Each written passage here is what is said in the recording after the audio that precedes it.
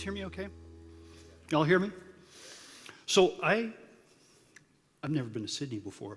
So I called up a friend of mine who has been here a lot. And I said, well, what do I do? And he says, dude, whatever you do, go see something at the Opera House. Everybody else just walks around. So last night I went and saw The Misanthrope. And I thought I'd do something, see if I can rip my pants. There we go. That they did in The Misanthrope, they broke the fourth wall, which was cool. Because, that's what theater companies do when they want to make you think different for a second. And I thought it would be interesting to just not stay up there, because up there is where everybody thinks I'm going to be. And I actually wanted to mention that Charlotte's talk was lovely, because she talked a lot about how do you break that shell that builds up, by accretion, like barnacles. And there's a lot of different tricks to break that. And one of them is break the fourth wall. Get out here and walk around and see what you can find. So, before I go too much further, I want to mention that nobody who has one of these on gets here by themselves. We get a lot of help. Special thanks to the Cascal staff, Monique, and everybody else who helped all of us get here, because they did a nice job. And also to the Visa Sydney people who actually got me here. It's not that easy to get here. And I want to mention, by the way, that it's, as we all do in the technology business, or the financial services business, which is kind of a technology business now, we all stand on the shoulders of giants. So in my case, because I'm a digital identity guy at the moment, there's some giants that I think are worth mentioning, because I'm going to talk about them later on. One of them is, what's that? Oh, one of them is Kim Cameron, the Microsoft architect who invented the concept of digital identity more than 20 years ago.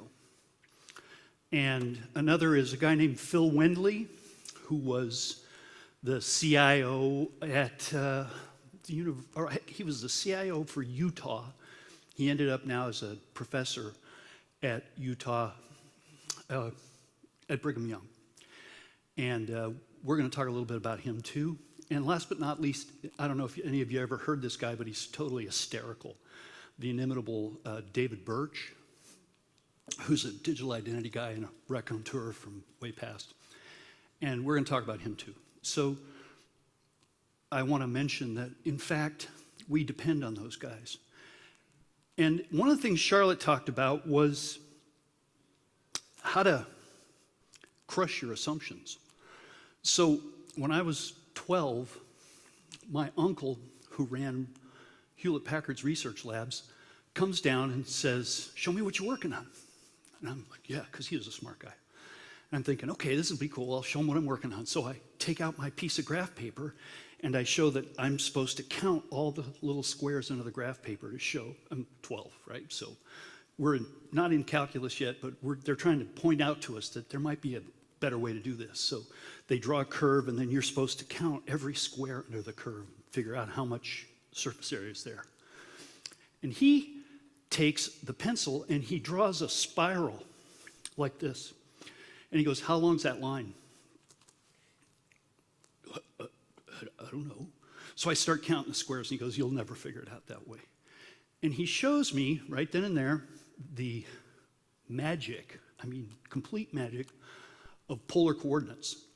So he takes out some gadget that he's got that figures polar coordinates, and he instantly figures out in about 3 seconds how long that line is. And that completely changed my life. Ever since then, I think that one of the core tools that we have is the ability, you guys, people here watch Star Trek ever? You guys remember in Star Trek, they introduced this idea in, what was it called? The Wrath of Khan. They introduced this idea of the Kobayashi Maru. I don't know if you guys remember this. It's a test. Everybody takes the test in Star Trek, Starfleet Command. You want to be a cadet, you got to take the test, and they shove you in this simulator, and the test absolutely guarantees that you will fail. And as it turns out, the purpose of the test is to show how you deal with failure. But, of course, our hero, Captain Kirk, he doesn't like to fail, so he reprograms the simulator and changes the rules. And I think that's another one of the points of breaking the fourth wall, is if you don't like the answer, change the rules.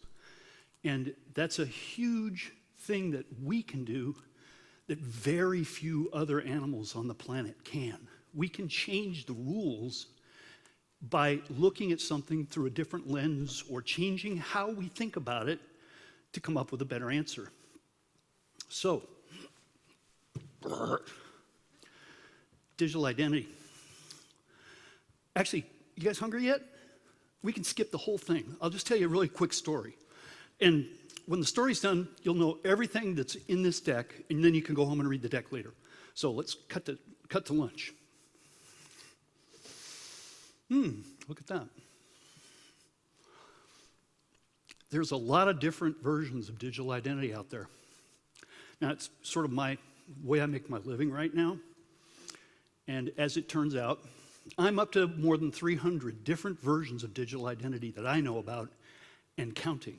They're growing as fast as I can count them. So let's maybe skip the whole deck, and let's start with a story. It starts like all good stories with a moment of, let's call it domestic bliss. A moment of domestic bliss. Two young girls, fraternal twins, they don't look alike, but they're the same age, playing on the deck of a boat as it sails off. And a big storm. The girls are washed overboard. Their parents are killed. The boat sinks. They both end up foundlings. They wash up on different shores. One girl, the beloved daughter of a rich banker. The other girl, whip smart, the pampered daughter of a tinker. And they grow up separate, and one day they find each other in the marketplace. And they are drawn to one another in the most surprising way. They're inseparable, except for their cell phones. They're always looking at their cell phones constantly because they're that age. But they spend a lot of time together.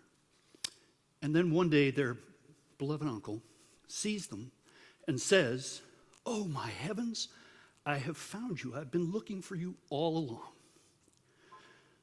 The children of the internet, digital identity and open banking.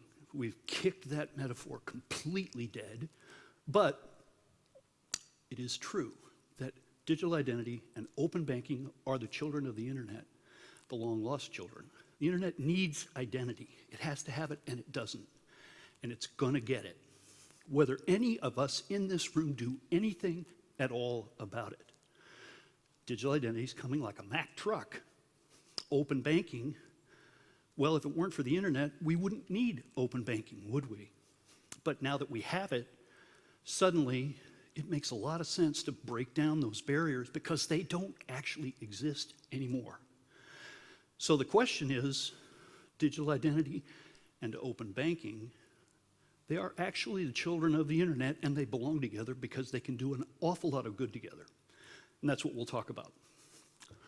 By the way, this is really true. Lawrence Lessig, I don't know, you guys probably don't know him, but he's a really famous legal scholar in the United States.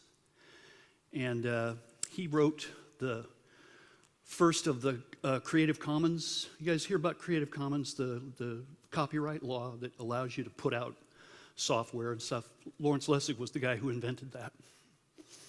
And when he and his team tried to figure out what's the right form for identity, they couldn't figure it out. And the reason turns out to be what?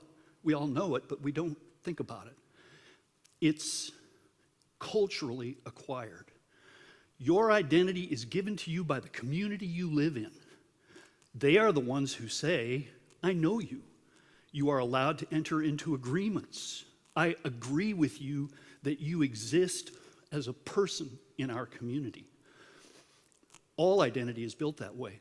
And in some communities, they don't use paper. They just, guys down at the village say, we all know them, and that's good enough. But in the world that we live in, we all have a different view of identity, and yet every single location does it different. The United States has nothing. You guys are just starting to acquire it. The United States has a lot of opinions, by the way, as one can tell. We have a lot of opinions, and you guys are just now starting to think through those problems. In places like China, they have a very different view of what your identity is compared to the government, which is, in many ways, the definition of privacy. So today, we're going to talk about the internet, digital identity, open banking, and privacy, which is at the heart of all of it. Let's see, where's my thing, clicker? Ah, there it is. So she said the green one goes forward. Oh, there we go. Let's go backward. Cool, it works. So let's start with a history lesson. History is always good after a story. See that payment card up on the left? That's one of the old style payment cards. It was actually called, I'm trying to remember the exact word, they were made of metal. And they were designed for carbon paper. That is a modern payment card, and you notice it has the same embossed information. It is equally, weirdly, using a design that's more than 100 years old. That first card on the left came out in the 1920s. By the way, if y'all find one of those in a dumpster somewhere, there's a thriving trade for them on eBay. People are, buying and selling this stuff. And this worked for a really long time, and then came the internet, and most of you have seen this cartoon. This is in the digital identity biz. This is our sort of founding document right here. On the internet, nobody knows you're a dog. Now, you guys aren't from New York.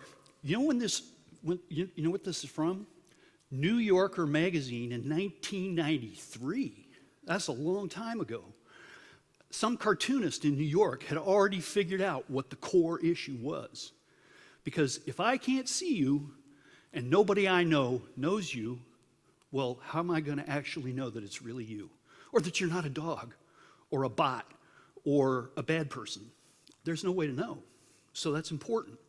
On the internet, nobody knows you're a dog, and we're still using payment cards designed for carbon paper, although we have made some notable advances like that cool chip and so forth. But it's still embossed.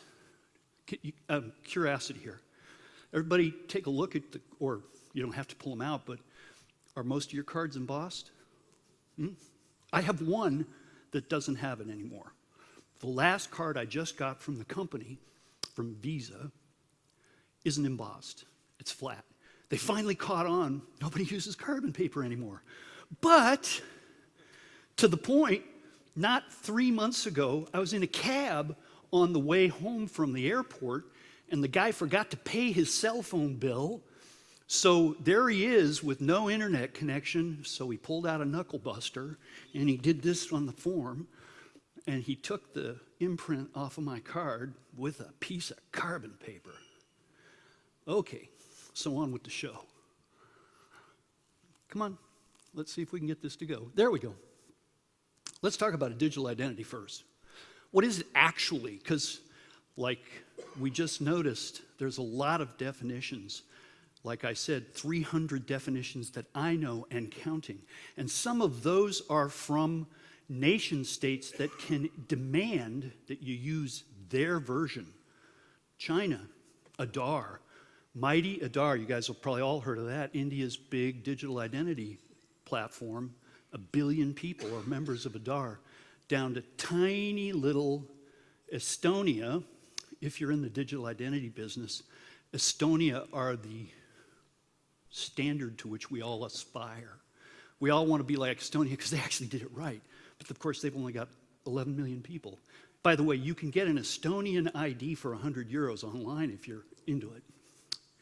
And all these different organizations issuing identity, every one of them is limited by acceptance. And that's where we come in. Because let's face it, you get a digital identity from one of these guys, what can you do with it? In India, they've gone probably farthest because you can do various kinds of trade, but you can't leave India with it. It doesn't do you any good as soon as you step out of India. And, oh, sadly, they forgot to think about privacy. So in August of 2017, I don't know if anybody here noticed, but the Indian Supreme Court issued a landmark ruling that all members of India are entitled to privacy as a constitutional right. And that ruling came because of a challenge to Aadhaar not protecting privacy. So guess what they have to do? Billion people in the Aadhaar system, they got to redesign and rebuild the whole thing to deal with the fact that they didn't have privacy when they started. Okay, so what's driving? Why is this thing happening? Why is the internet pushing digital identity on us so hard? Because we all know it, right? A lot of us, we can feel it, we hear it. It's coming like a Mack truck. Actually, it's more like surfing. Anybody here surf? I do badly. I'm a bad surfer, but I do try to get out. And it's actually an interesting point that I'm here in front of y'all because I paddled out on a surfboard one day and decided to just wait and pray that someday a wave would come. And now it has. So there's a, by the way, this is an ode to the value of consultants. That's a really big, scary number, $1.5 trillion. A bunch of consultants came up with this number. But it does speak to the fact that there is a really countably large amount of activity going on today that has been consistently externalized for 100 years, right? You guys remember economics class? Externalization is where you stick somebody else with the cost of something that you want to get done. So the payments industry has been externalizing the cost of figuring out, are you entitled to use this card for this transaction at this time? How do we externalize that? We tell the merchant they got to figure it out. So you go to the merchant, you pull out your driver's license, and they check to see if you're old enough to sell you that beer. And, oh, well, okay, yet another moment of friction designed so that I can, in fact, pay for this with my card. But the card company didn't do it for me. The merchant did it. We externalized that cost. And there are trillions of dollars of activity that we have been saying to the outside world, y'all figure it out, and when you're done, we'll take the money. So, are you old enough? Are you a member? Have you been here long enough? Are you a local resident? Et cetera, et cetera. These are things that we have been saying to everybody else all these years. Y'all figure that out. And when you're done, if you do it wrong, you're the one who gets stuck with it. If you do it right, we'll take the money. Everybody's tired of that. Come on. There we go. So, there are 3 billion people with digital identities today already. How many, can I see the hands, please? Everybody here who has a LinkedIn account? Oh, good, most people. Keep your hands up. And then the hands of everybody here who has a Facebook account, whose hand's not already up. Okay, and the hands of everybody here who's got a Microsoft Xbox at home. Oh, there we go, we got him. And so forth.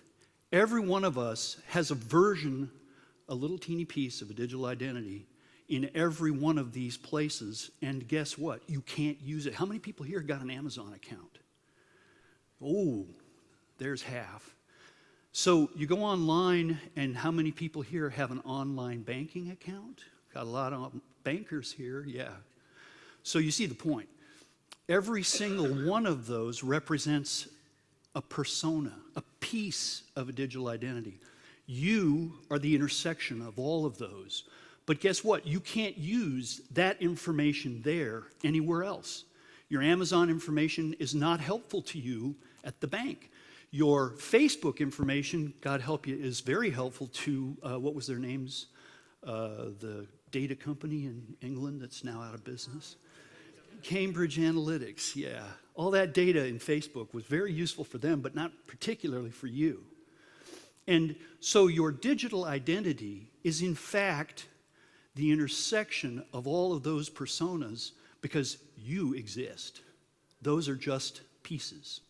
And so one of the tricks we all have to figure out is how are we going to make it possible to have those things available when I need them, not when they need them.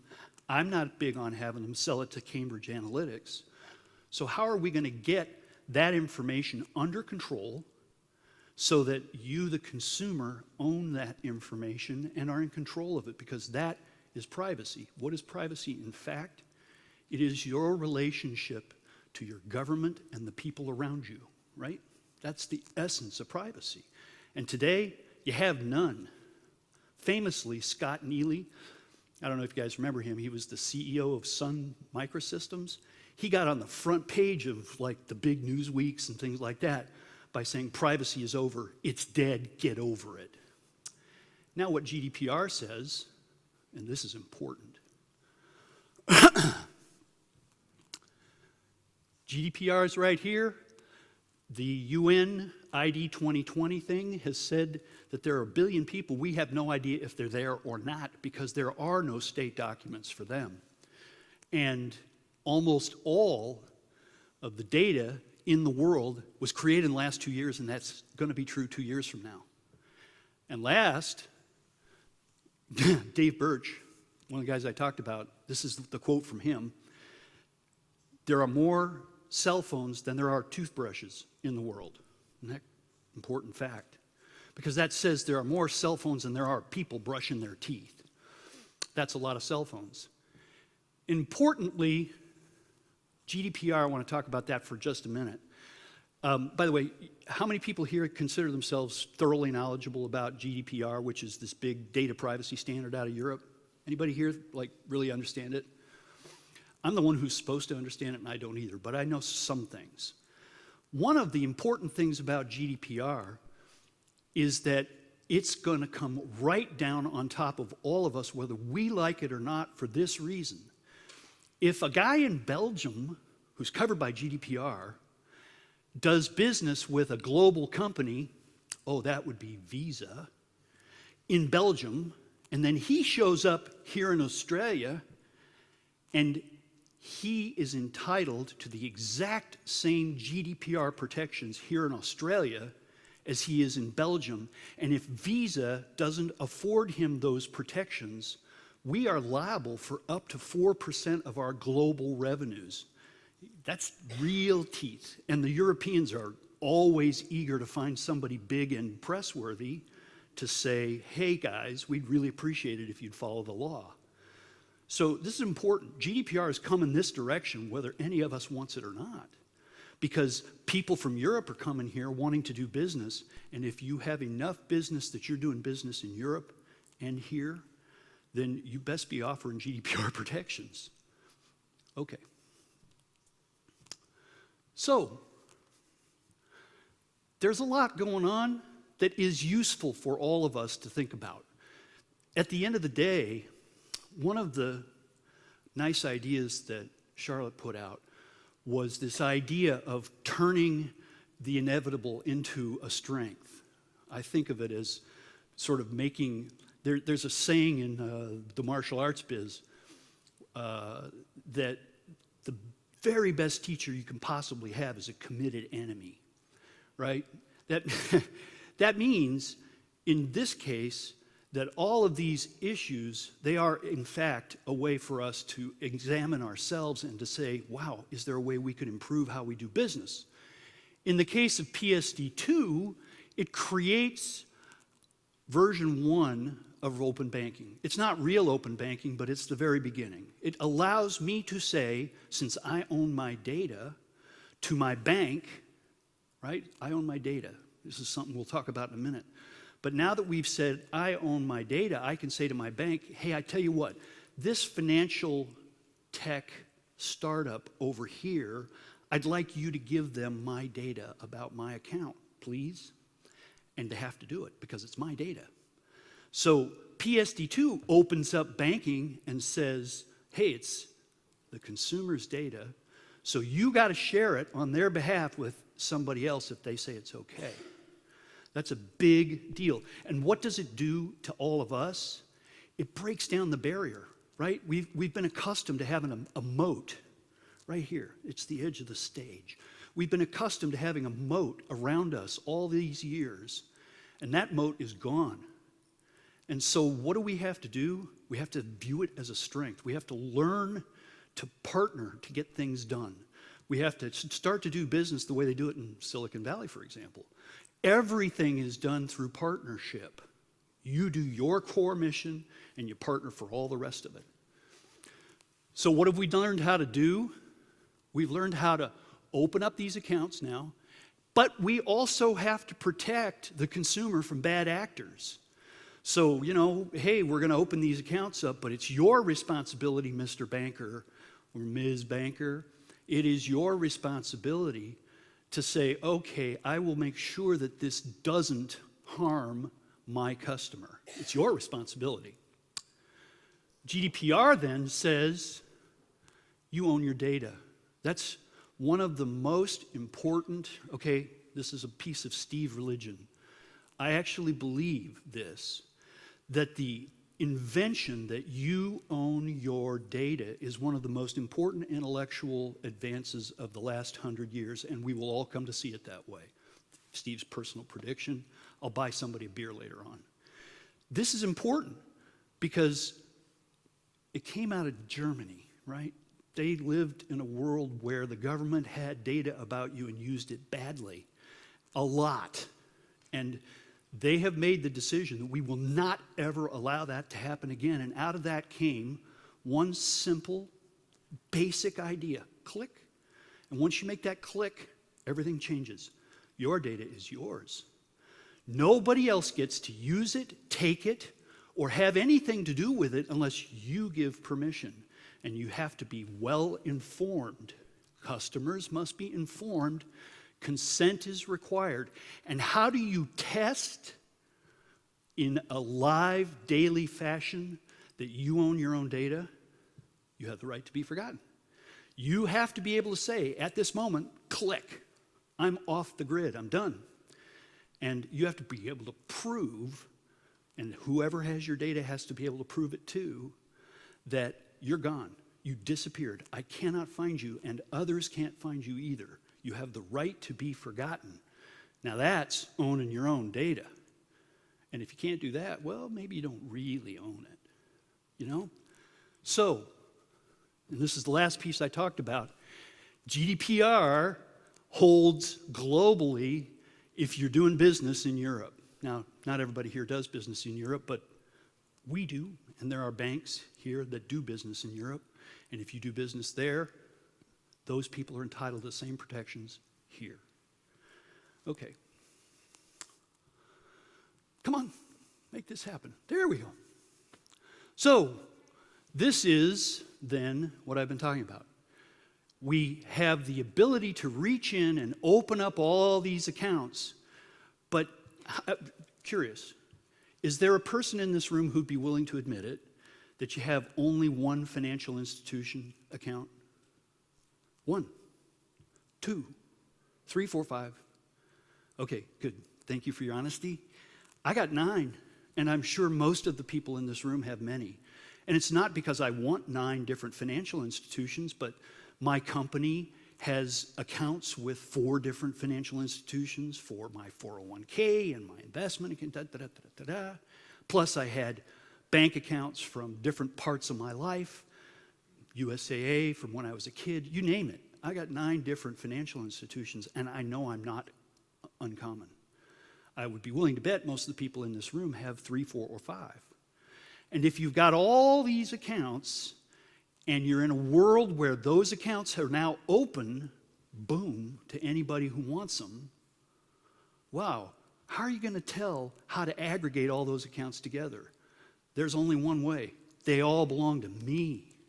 My digital identity is the way that I can use to say, oh, all these, they aggregate into this identity, not that one. But we also have to deal with personas, right? What happens in Vegas stays in Vegas. What happens apparently in the United States, what happens in prep schools stays in prep schools. The fact is that we all wear different hats, right? When I go out drinking with my mates at night, that's a different version of me, and I use a different payment mechanism for that than I do when I'm on a business trip here. And I use a different payment mechanism when I'm doing my daily spend with gas and groceries. And sometimes I just use cash. And that's just my financial institution personas. That doesn't include the other personas that I'm a participant in, member of my family, somebody who has an account at Facebook, although I never would, somebody who has an account at Amazon. Those are personas. And we have to have that too. Okay, come on, do this. There we go. So, here's the heart of the whole point. So, you got a great digital identity from somebody. You went to by the way, room full of bankers.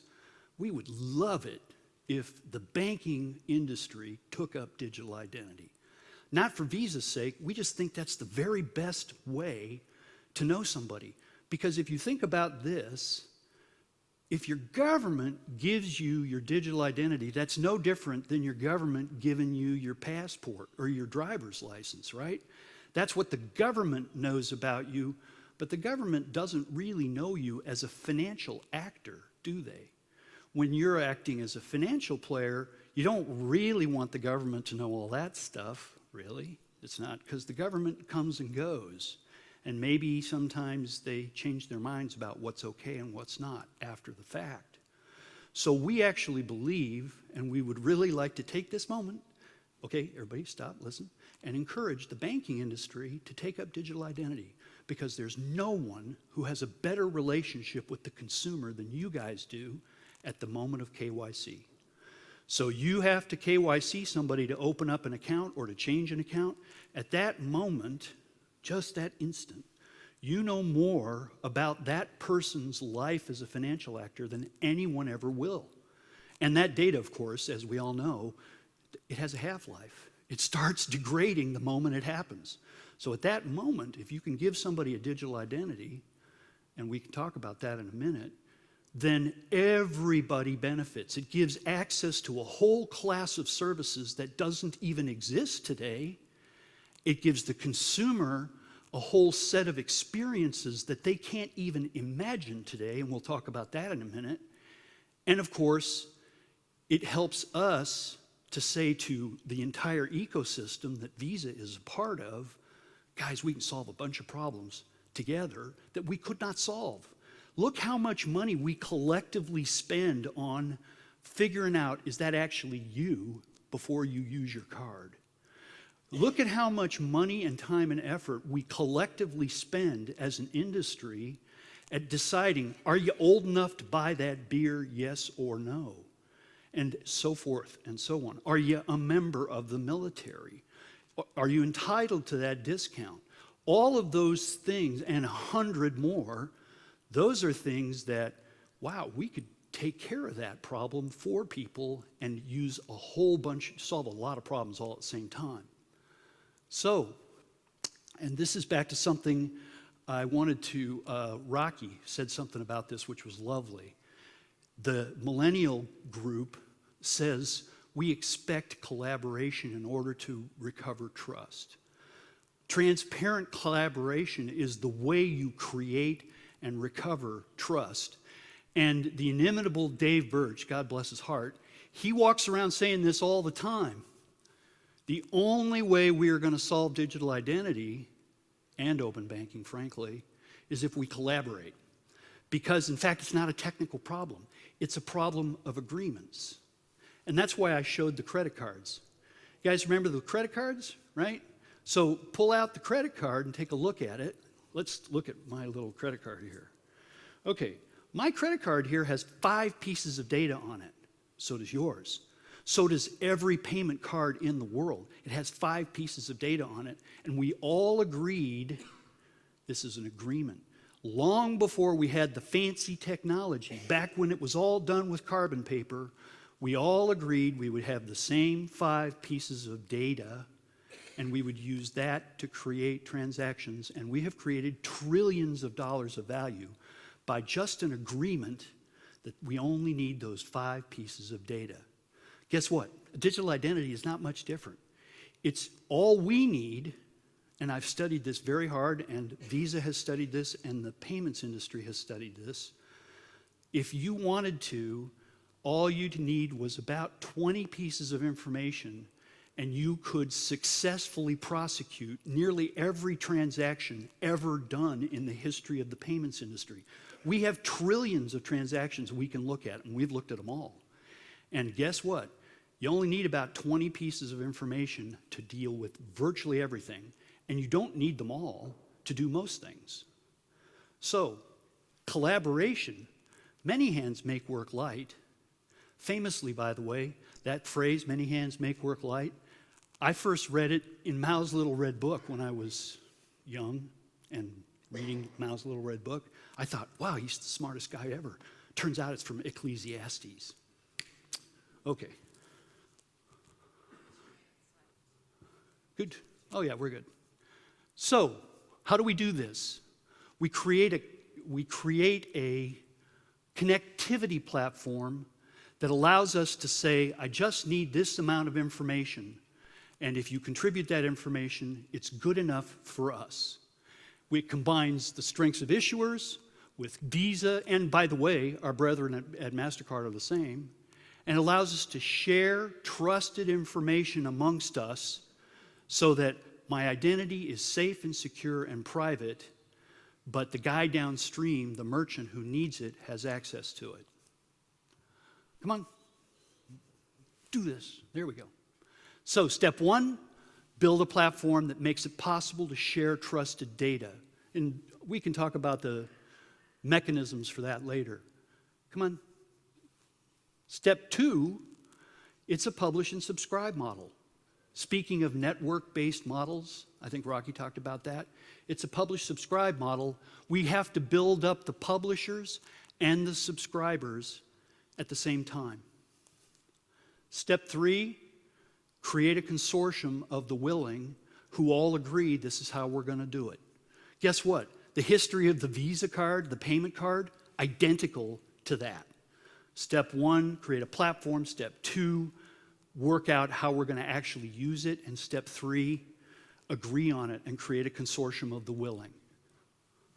So, how are we proving the concept right now? Speaking of iterate and prove the concept, we are out working with a large global bank and a big demand economy house, where the demand economy house has to put you through, if you're going to use somebody's car or their house, you probably need to get checked out pretty thoroughly, and they do a KYC on you as careful as the banks.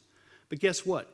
They are perfectly comfortable if the bank says, I know that guy, I've known him at least 2 years, and yeah, he's got a valid payment token on file. Those 3 facts are enough. They'll skip, check this out. They'll skip, go from 29 screens, they'll skip 22 of those and say, fine, come on in. They just need to know, does somebody I trust know you? And that's good enough. And by the way, their current 29 screens has a 65% abandonment rate. So guess what that means? That's revenue. Somebody went in the door and said, wow, I'm not filling out all those forms, to hell with this. And they jumped out of the boat. That's revenue. Okay. So the key is to use trusted data that comes from a bank in a very careful way. We can talk about the mechanisms if anybody's interested. But use that trusted information to make a merchant's day easier, and certainly make the consumer's day easier. The use cases, there's hundreds of them. These are our favorites because these are the ones we can get to with just bank KYC data, but there's hundreds. There's literally hundreds of use cases where digital identity and open banking together can create brand new consumer experiences that are utterly unique. And last but not least, let's take a look at what's happening on the front. The battle lines are drawn. This is the last slide. We're all done. But this is a slide worth looking at because you can screw this up. We have to think about this, and many, many hands make work light, right? Lots of minds. We will have a better solution if we all work on it together than if one of us comes up with it. The start of them, one of my favorites, this is a doctor in Brazil got arrested because she had literally, and I have a picture of it somewhere, she had a bunch of silicon fingers that were copies of her compadre's fingers that she had made, and she was using it to check them in and out so that they didn't have to show up to work. She got herself arrested, but that's an example of what happens if a biometric goes bad, right? Once your biometric is out in the wild, you can't replace it. So you have to think about that. This is the problem, by the way, that ADAR is going to have to solve now, because they got a whole bunch of biometric data that's been stolen, literally tens of thousands, and they're going to have to figure that out. Another one, this is where the Indian Supreme Court said, hey, you know what, that system, great idea, except it doesn't protect privacy, and we all have the right to privacy, so you're going to have to go rebuild the whole thing. And that was driven by a complaint from somebody about ADAR. And this is my personal favorite. This is utterly terrifying, this very last one. It's worth really an important thing to think about. Not everybody wants to use this stuff for the consumer's advantage. See that? That is an ad taken from an online website. This is in the public domain. I even put the URL for it, for a digital identity forensic analyst working for the federal government to track people. So we have to protect people's privacy, and there's a way to do that, and that's what we're here to provide. Okay, that's it. Thank you very much, Stephen. Thank you. We have time for a couple of questions before our lunch break. Does anyone have a question? And by the way, low blood sugar has hit all of us, so feel free to just Sure. let If you it do, all go. please just stand up and state your name and where you're from before you ask the question, and make sure the microphone's right up close for the camera. My name's Tim Wildash from Next Payments. Hi. Hello, thank you very much for a great presentation. With a lot of startups, their revenue comes from what we call the data as the currency for the digital age or the new oil. Yeah. With the privacy concerns, you're taking away that revenue, and with the fraud, you're increasing the cost. So what's going to happen with a lot of these startups? Actually, I think it's a great opportunity. And this is back to one of the things that Charlotte talked about. Take what looks like an insurmountable problem and turn it around and go, hey man, if I looked at this, it is actually an opportunity. It's not necessarily a bad thing. So I think one of the things we're seeing in the startups that we do a lot of business with is that as we come back to them and go, guys, you got to fix this. This doesn't protect the privacy. What we're getting, because these are smart people and innovative people, what we're getting is, because of a collaboration between us and them, this is one of the things Charlotte talked about, is more innovative solutions. So yes, it is an upfront problem. We're saying to people, guys, you can't just grab this data and use it, but there is a way to do it. It's called assertions, by the way, if anybody cares about the technology of it. You can use assertions to grab that information and share it safely with others downstream in a way that's cryptographically secure. And now we're getting incredibly smart, forward-thinking solutions back. So I think what we all have to do is be effective at telling people what they need to do and having a clear vision. By the way, she had a picture of Jobs, right? Jobs was notoriously a really hard guy to work for. He is a hard guy. But one thing he was really good at was telling everybody that's where we're going and reminding them constantly that's where we're going. And that's what we have to do with our partners, is we have to tell them clearly, here's where we're going, and then ask them to be creative and help us. And we will help them. Thank you. I think we have one over here. Nathan? Nathan Churchward from Cuscal. Hi. On the other side of that equation, Yes. do you think there are commercialisation opportunities for banks as the controller of the ID, or is it more about driving customer utilisation and main FI status? I actually think that is the one of the best ways that banks in an open banking world can recover the relationship with the client. So as customers are saying, hey man, I got all these cool fintechs, they got great apps. What is the one thing the bank can do that those guys can never do? I know my customer. And if I, as a bank, invest, by the way, there are banks doing this, BBVA, Capital One, some others, that are using the digital identity framework as a way to re-energize that consumer relationship. And it's actually making a huge difference. It enables them to enter a brand new kind of relationship with the consumer that's above and beyond just an account. So I think we're hoping that banks all over the world see that and take that as a working model and start issuing digital identities. It'd be great. Okay. That's all right. Just yell it out. I'll repeat it back. Yeah, okay. Thanks.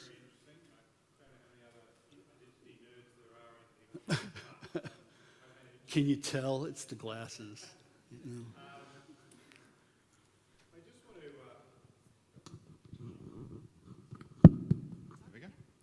I wanted to put a bit of perspective on it and talk a little bit about, maybe ground this in a little bit more of an Australian cynical frame.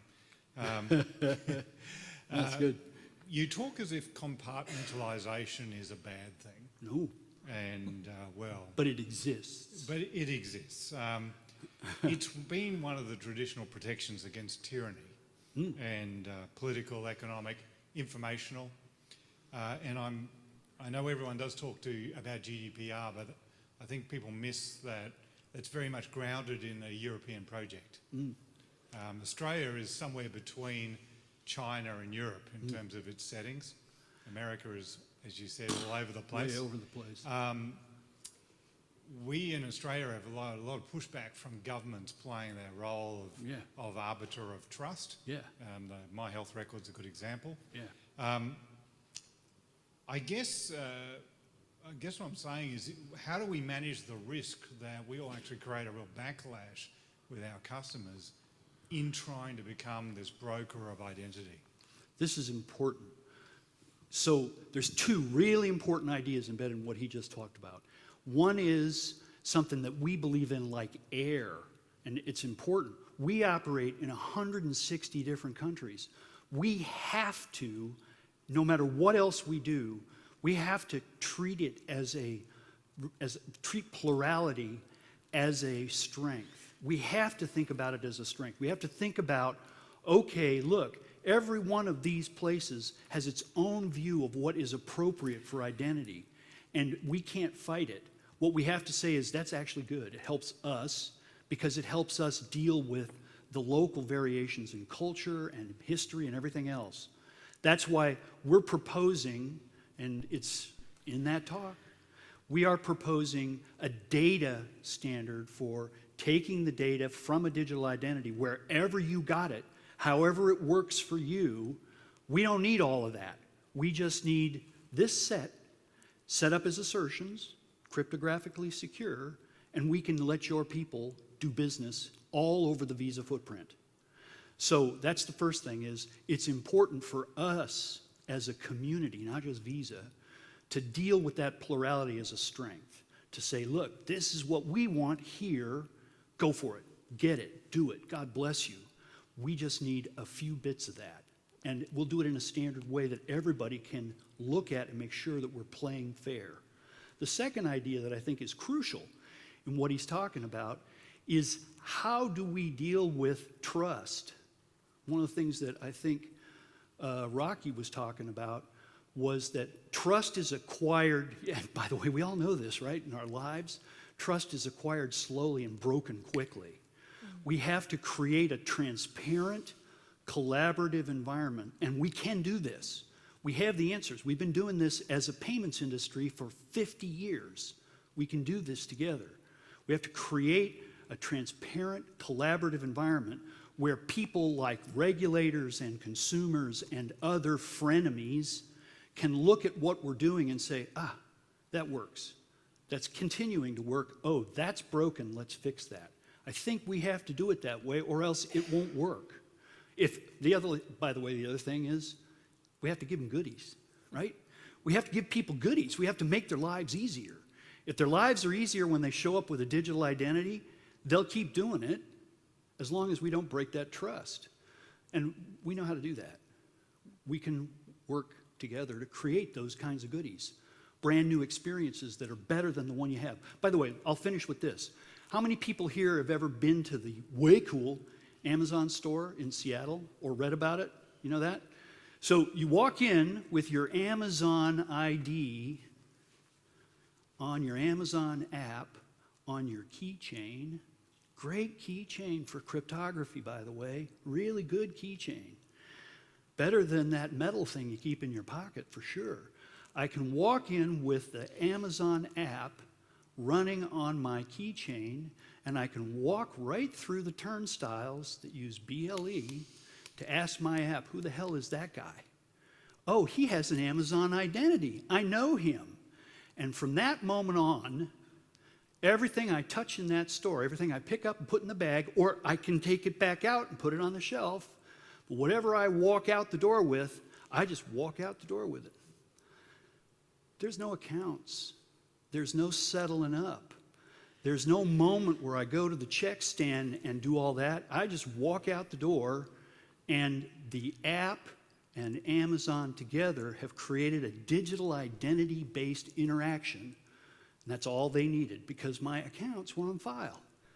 WeChat, coming at us like a Mack truck, they have perfected the identity model, and the only thing we've got going for us is that, thank heavens, WeChat is the official arm of the Chinese government for digital identity, which means if you put WeChat on your phone, everything you use, everything you say in WeChat, everything you do in WeChat is the property of the Chinese government. So, fortunately, we have that going in our favor.